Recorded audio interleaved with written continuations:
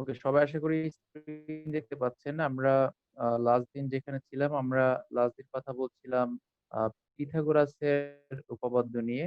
আর Pythagoras সংক্রান্ত জ্যামিতির যেসব বিষয় ছিল সেগুলো নিয়ে কথা বলছিলাম। তো আপনাদের জাস্ট একটু মনে করিয়ে দেই আমরা লাস্ট দিন কোথায় ছিলাম। কারণ আমরা আজকে যে অংশটুকু পড়বো গত ক্লাসের শেষ অংশটুকু, সেখানের সাথে আগের ক্লাসটা একটু সম্পর্কিত। তো আমরা পড়েছিলাম যে আ সমকোণী ত্রিভুজের বাহুগুলোর মধ্যে ৩ টা বাহুর কথা পড়েছিলাম যে এরকম বাহু থাকলে সেগুলো হবে সমকোণী ত্রিভুজ। যে বাহুগুলো ছিল ৩, ৪, ৫, ৩, ৪, ৫। তো ৩, ৪, ৫ কে আমরা ২ দিয়ে গুণ করে বানিয়েছিলাম ৬, ৮, ১০। এরকম করে আ আমরা এরপর পড়েছিলাম ৫, ১২, ১৩। এরকম অনেকগুলো বাহু পড়েছিলাম। এখন কথা হচ্ছে আমরা ক্ষেত্রফল কিভাবে বের করব? তো ক্ষেত্রফলটা এটা আমরা কথা বলেছিলাম যে ক্ষেত্রফল হচ্ছে আমরা যদি ৩ টা বাহু দেয়া থাকে সেক্ষেত্রে ১ম এ অতিভুজটা বাদ দিয়ে দিব। বাদ দিয়ে লম্ব আর ভূমিকে গুণ করে ২ দিয়ে ভাগ করলে সরাসরি ক্ষেত্রফল চলে আসবে। যেমন যদি বলা হয় যে ৩, ৪, ৫ বাহু বিশিষ্ট সমকোণী ত্রিভুজের ক্ষেত্রফল কত?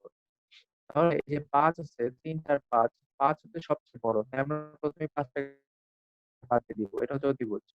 বাকি থাকলো ৩ আর ৪। অটোমেটিক ক্ষেত্রফল বের হয়ে যাবে। তাহলে লম্ব আর ভূমি হচ্ছে এখানে ৩ আর ৪।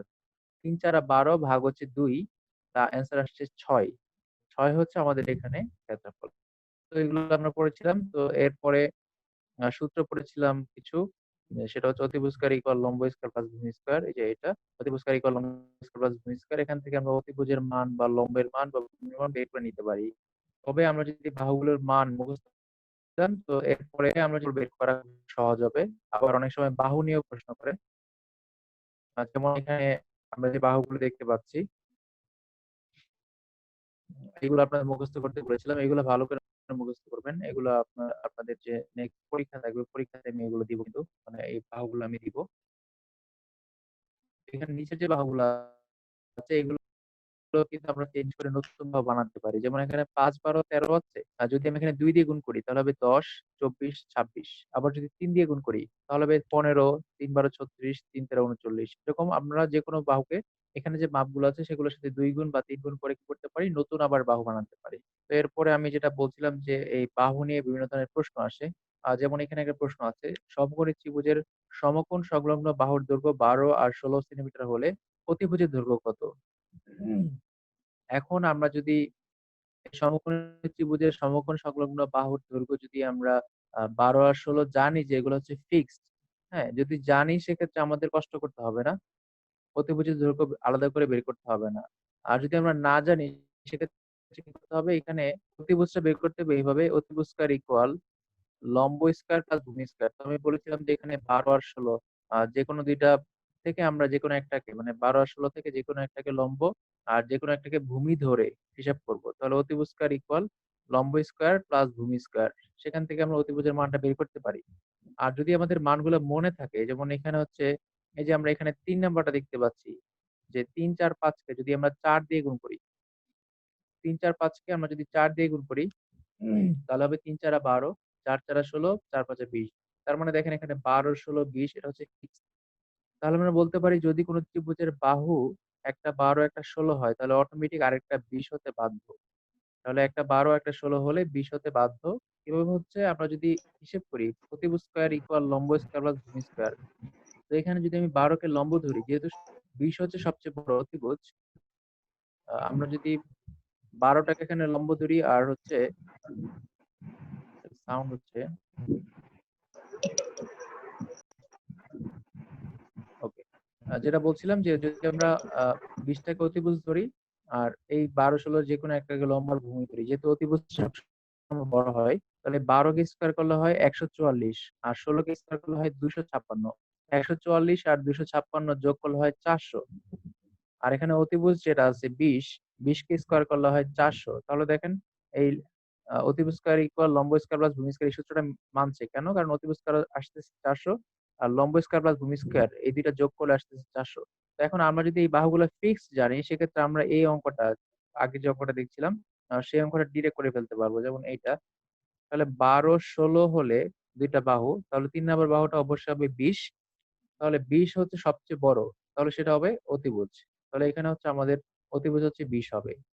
আর যদি আমরা এটা না জানতাম সেক্ষেত্রে আমাকে বের করতে হতো রুট ওভার দিয়ে root over 12 square plus 16 square এটা করে আমাকে বের করতে হতো যে এটার অ্যান্সার হচ্ছে 20। আবার পরের অঙ্কটা আমরা একটু দেখি।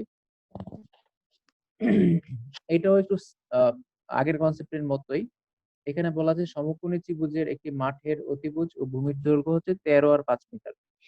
তাহলে দেখেন অতিভুজ হচ্ছে কত এখানে 13 আর ভূমি হচ্ছে 5। তো আমরা জানি 5, 12, 13। আমরা একটু আগে দেখেছিলাম যে 5, 12, 13 এখানে 2 নাম্বারটা দেখি আমরা এই যে এখানে 5, 12, 13 এটা হচ্ছে সমকোণী ত্রিভুজের বাহুগুলোর ফিক্সড কিছু বাহুর মধ্যে একটা 5, 12, 13 তার মানে একটা 5 আর একটা 12 হলে বাকিটা 13 হবে, অথবা 12 আর 13 হলে অন্যটা 5 হবে। যদি আমরা 13 আর 5 দিই তাহলে অন্যটা 12 হবে। তো আমাদের প্রশ্নে দেওয়া ছিল অতিভুজ দেওয়া আছে 13 আর ভূমি দেওয়া আছে 5, তাহলে বাকি থাকে একটা বাহু সেটা অবশ্যই 12 হবে। 5, 12, 13। এখন কথা হচ্ছে ক্ষেত্রফল কত? তো আমি বলেছিলাম যে সমকোণী ত্রিভুজের ক্ষেত্রফল বের করার জন্য আমরা প্রথমে অতিভুজটাকে বাদ দিব। বাদ দিয়ে কি করব? লম্ব আর ভূমিকে গুণ করে 2 দিয়ে ভাগ করব। কারণ হচ্ছে ক্ষেত্রফল সূত্র হচ্ছে হাফ ইনটু ভূমি ইনটু উচ্চতা। আমরা জানি অতিভুজকে বাদ দিলে সমকোণী ত্রিভুজের বাকি যে দুইটা বাহু থাকে সেই দুইটা বাহুর একটা হচ্ছে ভূমি একটা হচ্ছে উচ্চতা। তাহলে আমরা যদি ওই দুটাকে গুণ করে 2 দিয়ে ভাগ করি যেটা দাঁড়ায় হাফ ইনটু ভূমি ইনটু উচ্চতা একই দাঁড়ায়। জাস্ট এটাকে আমি আবার একটু দেখিয়ে দিচ্ছি। আমরা যদি একটু হোয়াইট বোর্ডে নোট করি, তো আমরা জানি হচ্ছে যদি আমরা ত্রিভুজের যে ক্ষেত্রফল আছে হাফ ইনটু মানে base B into H, half into B into H. আমরা জাস্ট এটাকেই যদি আমরা সমকোণী ত্রিভুজের কথা বলি সেক্ষেত্রে তো আমরা জানি হচ্ছে সমকোণী ত্রিভুজের ক্ষেত্রফলটা আমরা কিভাবে বের করবো। এখানে আমরা ভূমি যেটা আছে ধরলাম বি আর এইচ, এখানে উপরে আছে ধরলাম বি ইনটু এইচ, বি আর এইচ উপরে আছে তাহলে টুটা কোথায় আছে? নিচে আছে। তাহলে আমরা এখানে লিখছি বি ইনটু এইচ বাই হচ্ছে 2।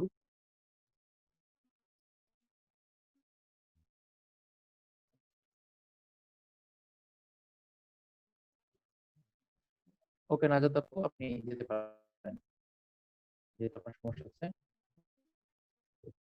ওকে, আমরা যেটা বলছিলাম আহ, আমরা হাফ ইন্টু ভূমি ইন্টু উচ্চতার কথা বলছিলাম। তো আমরা এখানে এই সূত্র দিয়েও করতে পারি আর এটা করলে একটু ডিরেক্ট হয়ে যায়, তাড়াতাড়ি হবে। আমরা ভূমি ইন্টু উচ্চতাকে গুণ করে 2 দিয়ে ভাগ করলে পেয়ে যাবো। তাহলে আমাদের প্রশ্ন ছিল 5, 12, 13। 13 হচ্ছে অতিভুজ প্রথমেই বাদ। তাহলে 5 আর 12 যেটা আছে সেটাকে আমরা উপরে বসিয়ে দিব। তাহলে দেখেন 5, 12, 5 ইন্টু 12 লিখে ফেলেন। 5, 12 আসে 60। এটাকে যদি আমরা 2 দিয়ে ভাগ করি তাহলে হচ্ছে 30 হয়ে যাবে অ্যান্সার। 5, 12, 13 হলে অতিভুজটা বাদ দিয়ে যেটা থাকবে সেটাকে আমরা গুণ করে 2 দিয়ে ভাগ করলে সরাসরি ক্ষেত্রফল পেয়ে যাবো। 5, 12, 60 ভাগ হচ্ছে 2, অ্যান্সার হয়ে যাবে 30। সমকোণী ত্রিভুজটা খুবই ইম্পর্টেন্ট। এটা নিয়ে আমি আবার কথা বলছি এই জন্য আমরা যখন পরের ক্লাসে ক্ষেত্রফল নিয়ে কথা বলবো, চতুর্ভুজের ক্ষেত্রফল, চতুর্ভুজের যে ম্যাথ গুলো আছে সেখানেও আমরা ত্রিভুজ পাবো। ধরেন আমি যদি একটা আয়তক্ষেত্রকে মাঝখান দিয়ে কেটে দেই অর্থাৎ কর্ণ বরাবর কাটি, কোণাকুণি কাটি, সেক্ষেত্রে দেখেন দুইটা সমকোণী ত্রিভুজ তৈরি হয়ে যাচ্ছে। তার মানে চতুর্ভুজের মধ্যেও সমকোণী ত্রিভুজটা লাগবে, এটা আবার আসবে। তা আমাদেরকে সমকোণী ত্রিভুজটা ভালো করে পড়তে হবে। আজকে আমরা সামনে যেগুলো পড়বো সেগুলো সমকোণী ত্রিভুজ নিয়ে। তাহলে এখন আমি যেটা বলছিলাম যে যদি এখানে আমরা যে প্রশ্ন দেখছিলাম যদি সমকোণী ত্রিভুজের অতিভুজ বা ভূমি দেওয়া থাকে লম্বটা আমরা বের করে নিব, আর লম্ব আর ভূমি দেওয়া থাকলে অতিভুজ বের করে নিব। এরপর ক্ষেত্রফল চাইলে ক্ষেত্রফল বের করে নিব। কারণ এখন যে ম্যাথটা করলাম সেটা ছিল এরকম, দেখেন সেটা ছিল হচ্ছে এরকম যে 5, 12 দ্বারা এই সেম ম্যাথটাকে আমরা একটু অন্যভাবে রিপ্রেজেন্ট করলাম।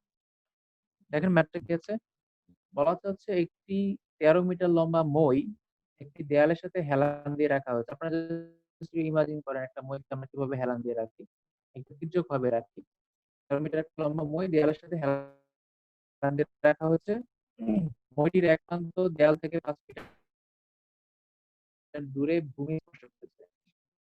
অর্থাৎ মইয়ের নিচের প্রান্তের কথা আমরা বলছি। মই যেহেতু হেলান দিয়ে রাখা হয় তখন মইয়ের যে নিচের প্রান্তটা সেটা কিন্তু দেয়ালের সাথে লাগানো থাকে না, সেটা দেয়াল থেকে একটু দূরে থাকে অবশ্যই। তো দেয়াল থেকে দূরে আছে, দেয়াল স্পর্শ করেছে। মইটির প্রান্ত ভূমি থেকে কত? প্রশ্নটা দেখা যায় না। ও শিট, আমি না এতক্ষণ পরে কথা বলেন, আমার খেয়াল নেই যে আপনাদের স্ক্রিনটা শেয়ার করে নিই। আমি এটা দেখে কথা বলছিলাম। আচ্ছা, এটা নিয়ে আমি কথা বলছিলাম। আবার একটু আমি বলি। একটি ১৩ মিটার লম্বা মই একটি দেয়ালে হেলান দিয়ে রাখা হয়েছে। জাস্ট আপনারা চিন্তা করি, একটা মই আমরা দেয়ালের সাথে হেলান দিয়ে রেখেছি এইভাবে। এই যে চিত্রে দেখি আমরা, এই যে দেখেন একটা মই, ১৩ মিটার লম্বা একটা মই, সবাই চিত্রটা দেখতে পাচ্ছেন আশা করি। ১৩ মিটার লম্বা একটি মই আমরা দেয়ালের সাথে হেলান দিয়ে রেখেছি। হ্যাঁ? যদি আমরা এভাবে ধরি যে মইটা ভূমি থেকে ৫ মিটার দূরে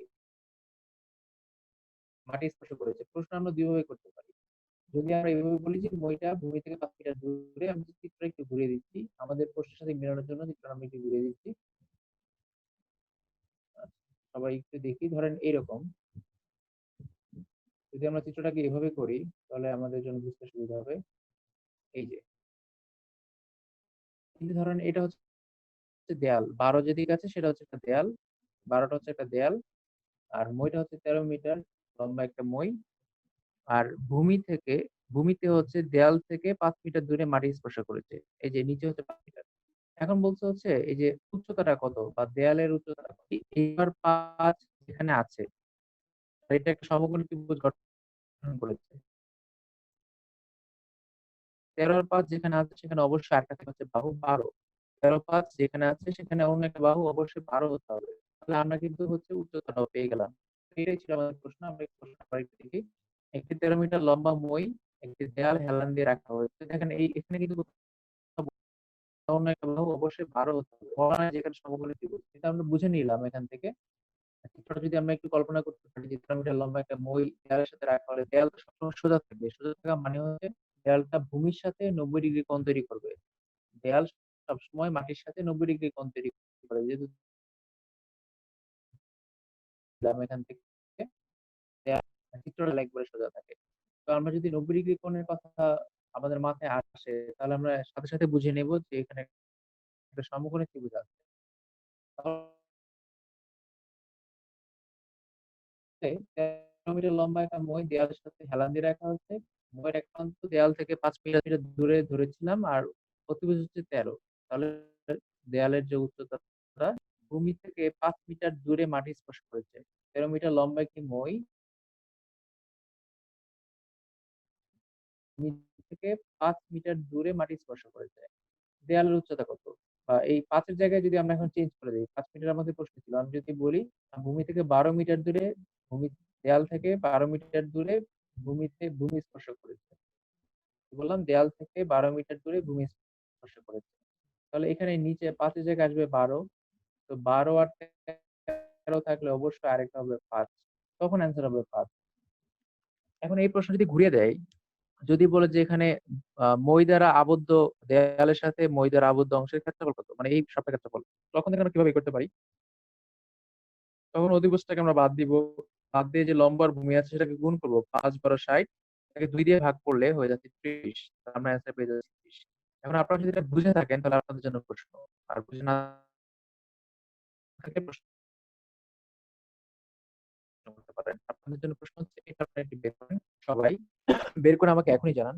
প্রশ্ন হচ্ছে একটি মইয়ের এক প্রান্ত ভূমি থেকে ১৫ মিটার উঁচু ঘরের জানালা বরাবর পৌঁছায়। আপনারা একটা চিত্র এঁকে নিতে পারেন।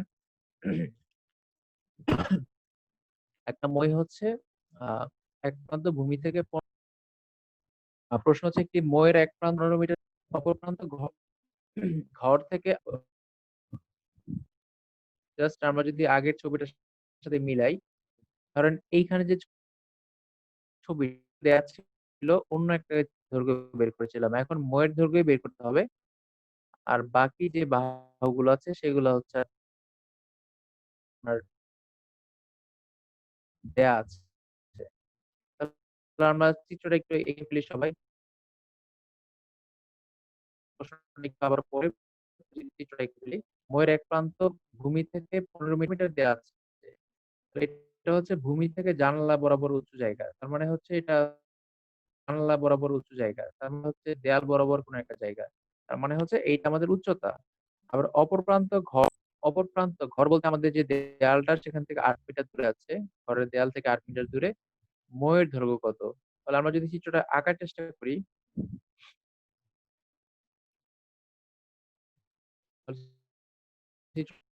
এইটা আমাদের এভাবে আঁকি।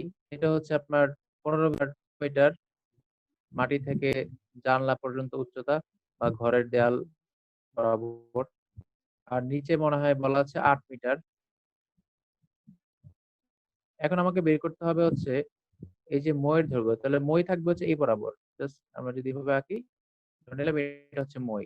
আমাদেরকে বের করতে হবে এই যে মই বরাবর যে দৈর্ঘ্যটা, মই এর দৈর্ঘ্যটা বের করতে হবে। এটা হচ্ছে আমাদের বের করতে হবে। তো এখন আমরা ৮, ১৫, ১৭ এটা যদি আমরা জানি, আমাদের যে বাহু ছিল আপনাদের মনে আছে যে আমাদের বাহুটা ছিল ৮, ১৫, ১৭ এটা যদি আমরা জানি, সেক্ষেত্রে কিন্তু আমাদের এটা আলাদা করে আর বের করতে হবে না। আচ্ছা, একজন লিখেছেন ২৫ হবে কিনা? আচ্ছা, আমরা আমাদের স্লাইডে দেখি। তাহলে আমরা স্লাইডে দেখলে বুঝতে পারবো যে এটা কি ছিল। আপনাদের আগের স্লাইড যেটা ছিল সেখানে আমরা একটু দেখি। এই যে স্লাইডে দেখেন কি দেয়া আছে। আমরা পড়েছিলাম যদি ৮ থাকে আর ১৫ থাকে তাহলে অন্যটা হবে ১৭। যদি ১৫ আর ১৭ থাকে তাহলে হবে ৮। এরকম করে এখানে দেখেন আমাদের ২ টা মিলেছে। ৮ আর ১৫ ২ টা বাহু মিলেছে। বাকি আছে ১৭। তার মানে অ্যান্সার হবে ১৭। দেখেন আমাদের এইখানে আমাদের এখানে ৩ নাম্বার সরি ৩ নাম্বারে যা ছিল ৮, ১৫, ১৭। আর যদি আমরা ৮, ১৫, ১৭ এটা মুখস্থ আমরা জানি সেক্ষেত্রে কিন্তু ম্যাথ আমাদের করতে হবে না। আমি বারবারই বলতে চাচ্ছি এটাই। আমরা তো সবাই বের করতে পারবো। অতিভুজ স্কয়ার ইকুয়াল লম্ব স্কয়ার প্লাস ভূমি স্কয়ার দিয়ে বের করতে পারবো। কিন্তু যদি আমরা এটা বের করে ডিরেক্ট করতে পারি সেক্ষেত্রে আমাদের সময়টা বেঁচে যাবে এবং আমাদের কনসেপ্টও ক্লিয়ার থাকলো। আমি জাস্ট হোয়াইট বোর্ডে আমাদের আগে থেকে বের করছি। যদি আমরা এটা যদি বাহুগুলো না জানি তাহলে আমাকে কি করতে হবে? এটা হচ্ছে অতিভুজ। আমি লিখবো হচ্ছে অতিভুজ স্কয়ার ইকুয়াল লম্ব স্কয়ার প্লাস ভূমি স্কয়ার। অতিভুজ স্কয়ার ইকুয়াল লম্ব স্কয়ার প্লাস ভূমি স্কয়ার। আচ্ছা, একজন অ্যান্সার দিয়েছেন ১৭, আরেকজনের ভুল হয়েছে। তো এটা হচ্ছে অতিভুজ। তাহলে আমরা যদি ধরি অতিভুজ স্কয়ার ইকুয়াল লম্ব স্কয়ার প্লাস ভূমি স্কয়ার। তো অতিভুজ স্কয়ার ইকুয়াল লম্ব স্কয়ার প্লাস ভূমি স্কয়ার যেটা আছে, আমরা সেখান থেকে এটা পাই অতিভুজ স্কয়ার ৮, ৮ ৮ ৬৪ আর এখানে হচ্ছে ১৫ ১৫ দেখেন ১৫ স্কয়ার। ডিরেক্ট অতিভুজের মান বের করার জন্য আমরা কি করি? আমরা হচ্ছে অতিভুজ স্কয়ারটাকে স্কয়ারটাকে আমরা রুট করে দেই। তো দেখেন ৮ ৮ হচ্ছে ৬৪, ১৫ ১৫ হচ্ছে ২০০, ২২৫ ১৫ ২২৫। ২২৫ এখন আর ৬৪ করলে আসে ২৮৯। ২৮৯ কে যদি আমরা বর্গমূল করি অনেক সেক্ষেত্রে হচ্ছে ১৭। ঠিক আছে? আচ্ছা, ম্যাথ উইথ সায়েন্স এর গ্রুপে এইগুলো নিয়ে পোস্ট দেওয়া আছে যে ১১ স্কয়ার থেকে শুরু করে ২৫ স্কয়ার পর্যন্ত এগুলো মুখস্থ রাখবেন। আপনারা এগুলো খুঁজে এগুলা খাতায় নোট করে মুখস্থ করবেন। মানে ১১ স্কয়ার থেকে শুরু করে ২৫ স্কয়ার পর্যন্ত সবগুলো মুখস্থ রাখবেন। 1 কিউব থেকে 10 কিউব পর্যন্ত মুখস্থ রাখবেন। তাহলে আমাদের অনেক জায়গাতে ক্যালকুলেশন সহজ হয়ে যাবে। তাহলে আমরা কি করলাম ২৮৯ কে রুট করে ১৭ পেলাম। এখন দেখেন যদি আমরা এটা সরাসরি জানতাম যে ৮, ১৫, ১৭ এই বাহুগুলা ফিক্সড, তখন কিন্তু আমরা ১৭ এখানে এমনিতেই চোখ বন্ধ করে বসায় দিতে পারতাম। এটার জন্য আমাকে আর আলাদা করে কষ্ট করতে হতো না। আমি ডিরেক্ট বলতে পারতাম যে এটা হচ্ছে ১৭। তখন কিন্তু আমাকে আর কষ্ট করতে হতো না। আমি যেটা বলতে চাচ্ছি যে এই বাহুগুলো যদি আমরা মনে রাখি, আমি জানি যেই ম্যাথ গুলো নিয়ে কথা বলি সবগুলো কিন্তু প্রিভিয়াস প্রশ্ন। এগুলো কিন্তু অনেকবার এসেছে। এবং হচ্ছে প্রশ্ন এই এগুলো নিয়েই ঘুরে ফিরে বারবার আসে। তাই আমরা হচ্ছে এই বাহুগুলো একটু ভালো করে মুখস্থ রাখবো। তাহলে আমাদের কি হবে? এই ধরনের ম্যাথ গুলো অ্যান্সার করতে পারবো। আর অ্যাকচুয়ালি সেটা নিশ্চিত যে ত্রিভুজ থেকে ম্যাথ থাকবেই। এটা নিশ্চিত কারণ জ্যামিতি থেকে লাস্ট ২ বছর ধরে ওরকম ভাবে প্রশ্ন দেয় না। তাই হচ্ছে এগুলা ডিউ হয়ে আছে। এগুলো সামনে আসবে। ওকে, তাহলে আমরা কিভাবে বাহু থেকে ক্ষেত্রফল বের করতে হয় সেগুলো আমরা দেখলাম। তো এখানে একটা প্রশ্ন আছে, এটা আপনাদের অ্যাসাইনমেন্টে দিয়েছিলাম। তো এই প্রশ্নটা নিয়ে আমি জাস্ট একটু কথা বলি। সেটা হচ্ছে একটি সমকোণী ত্রিভুজের ভূমির দৈর্ঘ্য লম্ব অপেক্ষা ১ মিটার কম এবং লম্ব অপেক্ষা অতিভুজ ১ মিটার বেশি হলে ত্রিভুজের অতিভুজের দৈর্ঘ্য কত? তার মানে ১ম এ বলা আছে সমকোণী ত্রিভুজ। আর সমকোণী ত্রিভুজ বললে আমার মাথায় নিয়ে আসতে হবে সেই বাহুগুলা ৩, ৪, ৫, ৫, ১২, ১৩, ৮, ১৫, ১৭, ৭, ২৪, ২৫ এই যে বাহুগুলো আছে সেগুলো আমার মাথায় নিয়ে আসতে হবে। তো এখন বলা আছে যে ভূমির দৈর্ঘ্য মানে ভূমিটা হবে লম্বর থেকে ১ মিটার কম, আবার লম্ব হচ্ছে অতিভুজ থেকে আ ১ মিটার কম, অথবা আমরা এভাবে বলতে পারি লম্ব থেকে অতিভুজ ১ মিটার বেশি। ভূমি হচ্ছে লম্বের থেকে ১ মিটার কম আর অতিভুজ হচ্ছে লম্বের থেকে ১ মিটার বেশি। তো আমরা আবার সেই আ আগের যে এখানে দেখেন, যদি আমরা ৩, ৪, ৫ এই বাহুটাকে ধরি ৩, ৪, ৫ হ্যাঁ, একজন অ্যান্সার লিখেছেন ৩, ৪, ৫ ভেরি গুড। আমরা এই যে ৩, ৪, ৫ এখানে দেখেন ৩ থেকে ৪ এর ডিসট্যান্স মাত্র ১, ৪ থেকে ৫ এর ডিসট্যান্স মাত্র ১।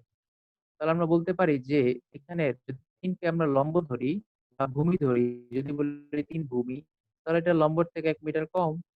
আবার যদি ৩ কে লম্ব ধরি তাহলে এটা 4 যদি ভূমি ধরি তাহলে বলতে পারি লম্ব ভূমির থেকে 1 মিটার কম বা ভূমি লম্বের থেকে 1 মিটার কম। আর যে অতিভুজ সে হচ্ছে বাকি ২ টা থেকে ১ মিটার বেশি। তার মানে যদি ১ মিটার, ১ মিটার করে কথা বলে, ১ মিটার, ১ মিটার করে বলে, তাহলে অ্যান্সার হবে সবসময় ৩, ৪, ৫। আর যদি বলে ২ মিটার, ২ মিটার ডিসট্যান্স দেখেন তাহলে অ্যান্সার হবে ৬ আর ১০। দেখেন ৬ থেকে ৮ এর ডিসট্যান্স কত? ২, ৮ থেকে ১০ এর ডিসট্যান্স হচ্ছে ২। তার মানে যদি ২ মিটার করে বলে তাহলে হচ্ছে অ্যান্সার হবে ৬ আর ১০। যদি ৩ মিটারে বলে তাহলে ৯ থেকে ১২ এর ডিসট্যান্স হচ্ছে ৩, ১২ থেকে ১৫ এর ডিসট্যান্স হচ্ছে ৩। যদিও এরকম করে কোনো প্রশ্ন এখনো আসে নাই। সবসময় ১ আর ২ নিয়ে প্রশ্ন এসেছে বিসিএস এ। ২ বার মানে এই ২ টা ম্যাথ নিয়ে বিসিএস এ প্রশ্ন এসেছে।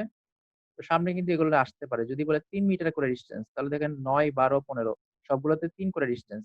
জাস্ট ওই প্রশ্নটা যদি আমরা একটু ঘুরিয়ে বলি দেখেন আমাদের আগে যে প্রশ্নটা ছিল সেটা যদি আমরা একটু ঘুরিয়ে দেই তাহলে কি দাঁড়ায়? এই প্রশ্নটা আমি একটু বলি আপনারা শোনেন। এই প্রশ্নে আমি এভাবে বলছি, একটি সমকোণী ত্রিভুজের ভূমির দৈর্ঘ্য লম্ব অপেক্ষা ৩ মিটার কম এবং লম্ব অপেক্ষা অতিভুজ ৩ মিটার বেশি হলে ত্রিভুজের অতিভুজের দৈর্ঘ্য কত? একটি সমকোণী ত্রিভুজের ভূমির দৈর্ঘ্য লম্ব অপেক্ষা ৩ মিটার কম এবং লম্ব অপেক্ষা অতিভুজ ৩ মিটার বেশি হলে ত্রিভুজের অতিভুজের দৈর্ঘ্য কত? তাহলে ৩ মিটার পার্থক্য আমরা পড়েছি ৯, ১২, ১৫। আর যদি বলে ৪ মিটার করে পার্থক্য তখন আমরা যেটা পরের যেটা পড়েছিলাম ১২, ১৬, ২০ সেটা হচ্ছে আমাদের অ্যান্সার হবে। এই ম্যাথটা খুবই গুরুত্বপূর্ণ, মারাত্মক লেভেলের গুরুত্বপূর্ণ। এটা আমরা একটু ভালো করে পড়ে নিব। ম্যাথটা একটু ভালো ভালো করে প্র্যাকটিস করব।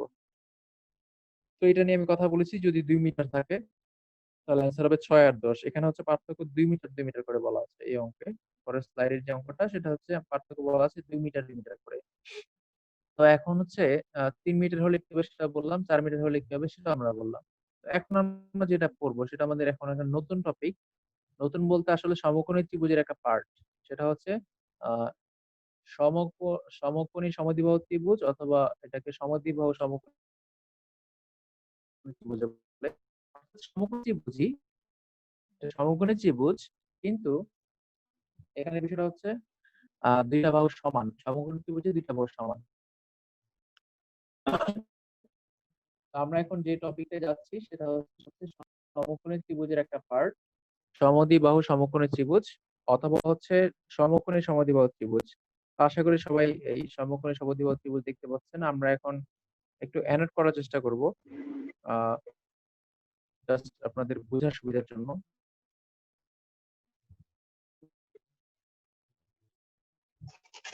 আমরা এখন আ সবাই হোয়াইটবোর্ড দেখতে পাচ্ছি। ধরেন আমরা এতদিন লাস্ট ক্লাসগুলোতে যেটা নিয়ে কথা বলেছিলাম, ধরেন আমি যদি ধরি এটা হচ্ছে একটা সমকোণী ত্রিভুজ। ধরেন এটা ধরলাম হচ্ছে ৯০ ডিগ্রি। তো আমরা এতদিন পড়েছিলাম যে এটা যদি ৫ হয় এটা হবে ৪। অর্থাৎ এখানে বাহুগুলো যে নির্দিষ্ট মাপ আছে সেটা হবে। কিন্তু কখনো এমন হবে না যে এই ভূমিটা ৪ হলে লম্বটাও ৪ এরকম কখনোই হবে না। তো আজকে আমরা যেটা পড়বো এখন সেটা হচ্ছে সমকোণী সমদ্বিবাহু ত্রিভুজ।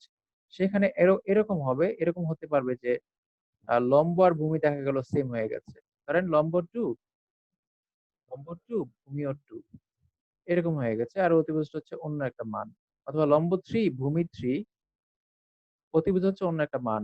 আমরা জানি সমদ্বিবাহু ত্রিভুজ হচ্ছে যে ত্রিভুজের ২ টা বাহু সমান। তার মানে একটা আবার যদি ৩ হয় অন্য বাহুটাও ৩ হবে এরকম। আর অতিভুজটা হচ্ছে আলাদা ধরেন। তো এখন এখানে ২ টা ফ্যাক্টর। একটা হচ্ছে বাহুগুলো সমান। তার মানে সমদ্বিবাহু ত্রিভুজ। আরেকটা হচ্ছে একটা কোণ ৯০ ডিগ্রি। মানে এটা হচ্ছে সমকোণী ত্রিভুজ। তার মানে এটাকে আমরা বলতে পারি সমদ্বিবাহু সমকোণী ত্রিভুজ বা সমকোণী সমদ্বিবাহু ত্রিভুজ। তো এখন আমরা এই এই ত্রিভুজটার কিছু বৈশিষ্ট্য দেখব। এগুলো খুবই গুরুত্বপূর্ণ। এখান থেকে ডিরেক্ট প্রশ্ন আসবে। আমি যে বৈশিষ্ট্যগুলো দেখাচ্ছি সেখান থেকে ডিরেক্ট প্রশ্ন আসবে। এবং প্রশ্ন এসেছে এখান থেকে সেটা হচ্ছে এই যে কোণের মাপগুলো দেখেন সবাই। যদি সমদ্বিবাহু সমকোণী ত্রিভুজ হয়, সবাই স্লাইড দেখতে পাচ্ছেন। সমদ্বিবাহু সমকোণী ত্রিভুজ হয় সেক্ষেত্রে কোণগুলোর অনুপাত হচ্ছে ফিক্সড। ২ অর্থাৎ আমরা বলেছি একটা কোণ হচ্ছে ৯০ ডিগ্রি। বাকি ২ টা কোণ মিলে হবে ৯০ ডিগ্রি। কারণ আমরা জানি ত্রিভুজের ৩ কোণের সমষ্টি ১৮০ ডিগ্রি। তাহলে একটা কোণ যদি ৯০ ডিগ্রি হয়, বাকি ২ টা কোণ মিলে হবে ৯০ ডিগ্রি। আর যেহেতু বাকি ২ টা বাহু সমান, তাহলে অবশ্যই বাহু সমান হলে কোণ ২ টাও সমান হবে। তাহলে কোণ দুইটা সমান হলে আমরা 90 কে 2 ভাগ করলে পাচ্ছি 45 45। অর্থাৎ সবাইকে লিখে নেই, কোণগুলোর অনুপাত হবে সবসময় 2:1:1। তাহলে 2 হচ্ছে যেটা সমকোণ, আর 1 হচ্ছে অন্য কোণগুলোর যে অনুপাত। তার মানে কোণ হবে ফিক্সড, একটা 90 ডিগ্রি হলে বাকিগুলো 45 45। তো আমরা হচ্ছে হোয়াইট বোর্ডে আবার একটু ব্যাক করি। তো হোয়াইট বোর্ডে যেটা দেখছিলাম,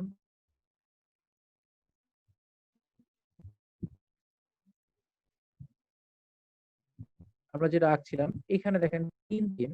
তো এখানে যে কোণটা এটা হচ্ছে 90 ডিগ্রি, 90 ডিগ্রি। আর যেহেতু ত্রিভুজের 3 কোণের সমষ্টি 180 হতে হবে, তার মানে বাকি দুইটা 90 হতে হবে 180 হওয়ার জন্য। আর যেহেতু এই বাহুটা এই 3 এর বাহুটা এই বাহুর সমান, তার মানে তাদের যে কোণগুলো আছে বিপরীত কোণগুলো, এই বাহুর বিপরীত কোণ হচ্ছে এইটা, আর এই বাহুর বিপরীত কোণ হচ্ছে ধরবো 45 ডিগ্রি, এটাকে ধরবো 45 ডিগ্রি। তার মানে সব সময় সমদ্বিবাহু সমকোণী ত্রিভুজের মধ্যে একটা কোণ হবে 90 ডিগ্রি, আর বাকি দুইটা কোণ হবে 45 ডিগ্রি 45 ডিগ্রি করে। আচ্ছা, এটা হচ্ছে আমাদের ইম্পর্টেন্ট ইনফরমেশন।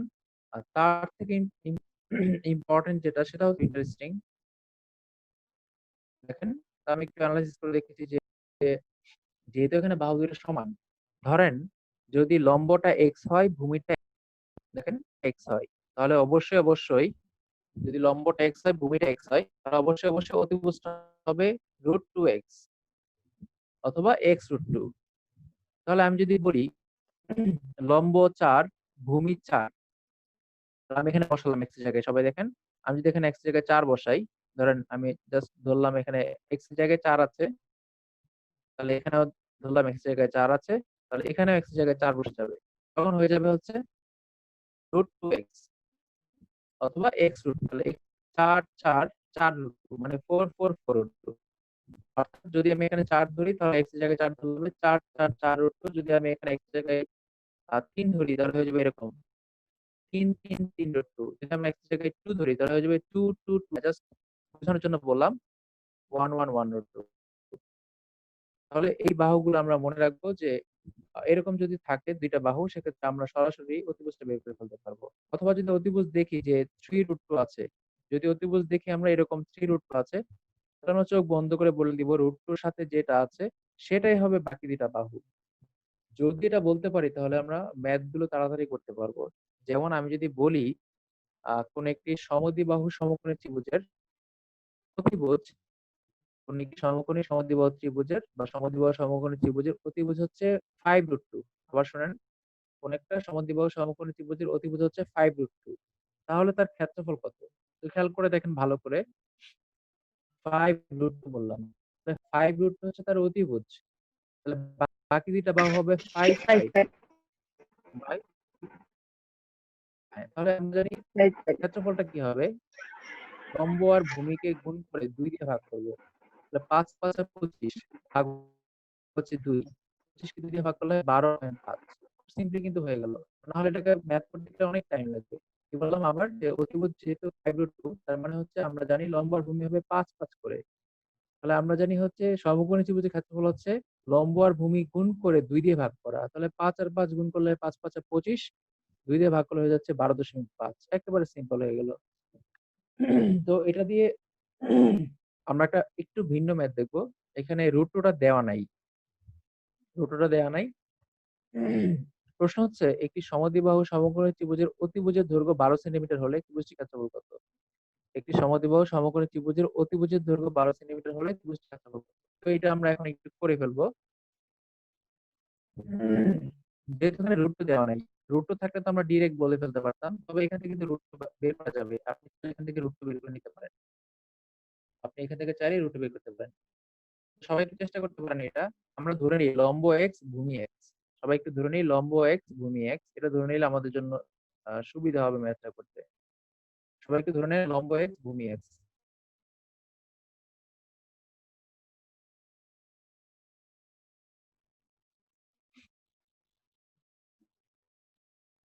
আচ্ছা, যদি আমরা লম্ব এক্স, ভূমি এক্স ধরে নিই, তাহলে এখান থেকে আমরা লিখতে পারি ক্ষেত্রফল হাফ ইন্টু ভূমি ইন্টু উচ্চতা, এটা দিয়ে করতে পারি।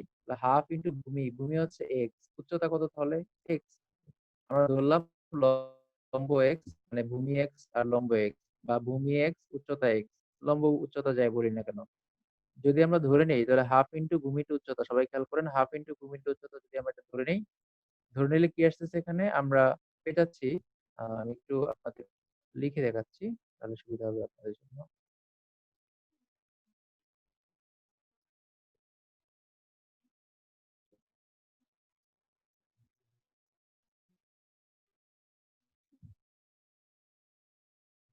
আচ্ছা, যেটা বলছিলাম, আমরা যদি ধরে নেই ক্ষেত্রফল হাফ ইনটু ভূমি ইনটু উচ্চতা, যেহেতু এখানে ভূমি উচ্চতা কিছুই দেয়া নাই, আমরা ধরলাম হাফ ইনটু ভূমি ইনটু উচ্চতা হচ্ছে এক্স ইনটু এক্স।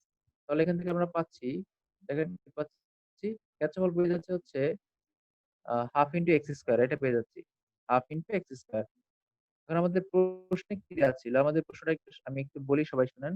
একটি সমদ্বিবাহু সমকোণী ত্রিভুজের অতিভুজের দৈর্ঘ্য 12 সেন্টিমিটার হলে ত্রিভুজটির ক্ষেত্রফল কত বর্গ সেন্টিমিটার? শুধু অতিভুজ দেওয়া আছে, ক্ষেত্রফল কত বর্গ সেন্টিমিটার হবে? অতিভুজ দেওয়া আছে, ক্ষেত্রফল কত? এখন একটু বলেন যে আমরা এখান থেকে কি করতে পারি। আমরা জানি ক্ষেত্রফল বের করতে গেলে আমাকে এই সূত্রটা অ্যাপ্লাই করতে হবে, হাফ ইনটু ভূমি ইনটু উচ্চতা। কিন্তু বিষয় হচ্ছে, ধরেন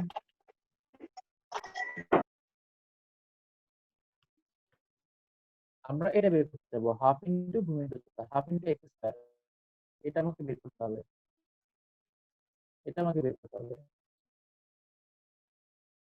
কিন্তু আমাদের হাতে এক্স এর মানটা দেয়া নাই। তো দেখেন কিভাবে এটা করতে পারি না যে অতিভুজ স্কয়ার ইকুয়াল লম্ব স্কয়ার প্লাস ভূমি স্কয়ার, এটা তো আমরা করতে পারি। অতিভুজ স্কয়ার ইকুয়াল লম্ব স্কয়ার প্লাস ভূমি স্কয়ার, এটা কিন্তু আমরা করতে পারি। তো আমাদের অতিভুজ হচ্ছে এখানে 12 দেয়া আছে। অতিভুজ স্কয়ার ইকুয়াল, আমরা এখান থেকে লিখতে পারি অতিভুজ স্কয়ার ইকুয়াল লম্ব স্কয়ার প্লাস ভূমি স্কয়ার, মানে আমাদের অতিভুজ হচ্ছে 12। কিন্তু আমাদের এক্স এর মানটা দেয়া নাই, আমাদের টার্গেট হচ্ছে এক্স এর মানটা বের করে নেওয়া। অতিভুজ স্কয়ার ইকুয়াল লম্ব স্কয়ার প্লাস ভূমি স্কয়ার, তাহলে লম্ব হচ্ছে কত এখানে দেয়া আছে, লম্ব হচ্ছে এক্স, ভূমি হচ্ছে এক্স, এটা আমরা ধরে নিয়েছিলাম। তাহলে x square plus x square, সবাই একটু লিখে নিই, লম্ব হচ্ছে এক্স স্কয়ার প্লাস ভূমি হচ্ছে এক্স স্কয়ার, লম্ব হচ্ছে এক্স স্কয়ার প্লাস ভূমি হচ্ছে এক্স স্কয়ার। তো এখান থেকে আমরা এক্স স্কয়ার এর মানটা এখানে পেয়ে যাই সরাসরি, এক্স স্কয়ার এর মানটা বের করতে পারি।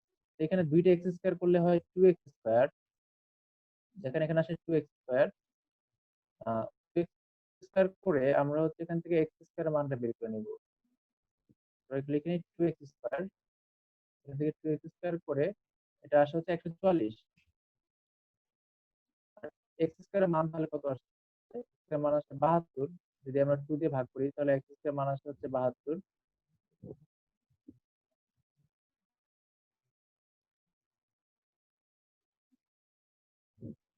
তো আমাদের আসলে হচ্ছে এক্স, 2x স্কয়ার সমান হচ্ছে 144। অলরেডি মানে অ্যান্সার চলে আসছে মেসেজ বক্সে, দেখি কি অ্যান্সার করেছেন। একজন বলছেন 6। আচ্ছা, আমরা এখান থেকে কি পেলাম, এক্স স্কয়ার এর মান পেলাম হচ্ছে 72। আমরা হচ্ছে 72টা এখানে বসিয়ে দেবো, এক্স স্কয়ার মান হচ্ছে 72 বসিয়ে দেবো। তো এক্স স্কয়ার ছিল 144, এক্স স্কয়ার হবে এই 144 কে 2 দিয়ে ভাগ করলে আসে 72। যদি আমরা এখানে 72 বসিয়ে দেই, একটু 72 যদি বসিয়ে দিই তাহলে দেখেন কাটা গেলে কত আসছে, 72 কে যদি আমরা 2 দিয়ে কাটি তাহলে অ্যান্সার আসে 36। এটা হচ্ছে আমাদের ক্ষেত্রফল পেলাম। আমরা এখানে আপনাদের অ্যান্সার ঠিক আছে কিনা। আরেকজন মেসেজ দিয়েছেন, আমি একটু দেখি মেসেজটা কি।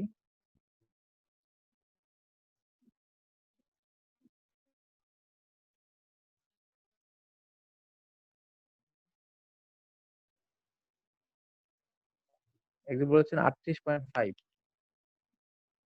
এত তো জটিল হওয়ার কথা না। এই যে আমাদের অ্যান্সার হচ্ছে 36, দেখেন আপনাদের সাথে মিলেছে কিনা। আমরা কি করতে পারলাম, এখান থেকে এক্স স্কয়ার এর মানটা বের করে বসিয়ে দিলাম। এই ধরনের ম্যাথটা অনেক গুরুত্বপূর্ণ। যেহেতু এখানে এক্স এর মানটা দেয়া থাকে না, আমরা এখান থেকে এক্স এর মানটা বের করে তারপর হচ্ছে বসিয়ে দিই। হ্যাঁ, একজন হচ্ছে অ্যান্সার দিয়েছেন, নাজাদ আপু, আপনার অ্যান্সার সঠিক, অ্যান্সার হচ্ছে 36। হ্যাঁ, ঠিক আছে। আচ্ছা, এটা হচ্ছে আমরা কি করলাম, অতিভুজ বের করে করলাম। এখন আমি একটু আগে যেটা নিয়ে কথা বলছিলাম সেটা হচ্ছে কি, আমরা যদি হচ্ছে ওই যে জানি যে এক্স এক্স এক্স রুট, সেখান থেকে কিন্তু আমরা সহজে বের করে ফেলতে পারি, সেখান থেকে কিন্তু আমরা সহজে বের করে ফেলতে পারি। দেখেন, এখানে বলা ছিল অতিভুজ হচ্ছে 12। তাহলে অতিভুজকে যদি আমরা √2 আকারে প্রকাশ করি তাহলে এটাকে যদি আমরা √2 আকারে প্রকাশ করি তাহলে দেখেন কি আসে, আ 6√2 আসে। যদি আমরা √2 দিয়ে ভাগ করে নেই, আমি আপনাকে একটু দেখাচ্ছি। আমাদের ক্লাসের এই অংশটা শেষ হয়ে যাবে মনে হয়। আচ্ছা, শেষ হয়ে গেলে আমরা ব্যাক করে আবার একটুখানি দেখাবো। Just ৫ minute. ঠিক আছে? আমাদের আজকে বেশিও নাই অবশ্য। আমরা এই ম্যাথটা শর্টকাট কিভাবে করব সেটা আমরা একটু পরে দেখব। ক্লাস শেষ হয়ে গেলে সবাই একটু জয়েন দিয়েন আবার।